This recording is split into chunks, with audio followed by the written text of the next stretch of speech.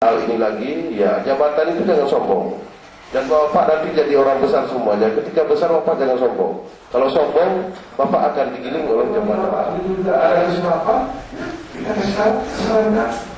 Itu untuk kebaikan. Tak masalah kita jadi bodoh, ya harus sebuah dendam, terus kembali enggak. Ya mudah-mudahan ada perubahan-perubahan yang kita lakukan. Oke kan? Dengan mengucapkan Bismillahirrahmanirrahim. Sudah Undang-Undang 17 dan Undang-Undang PA pada hari ini ya akan dilangsungkan selama 2 hari dalam program peningkatan mutu pendidikan di Aceh Barat.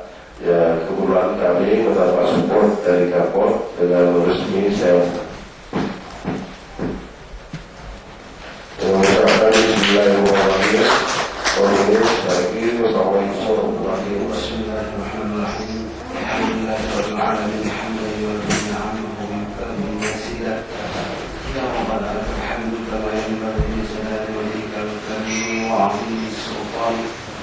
اللهم صل صلاة تنجينا بها من جميع الأحوال والآفات وتقرب لنا بها من جميع الحاجات وتطهرنا بها من جميع السيئات وترفعنا بها عندك أعلى الدرجات وتبلغنا بها أقدم الغاية من جميع الخيرات في الحياة وبعد الممات إنك على كل شيء قدير.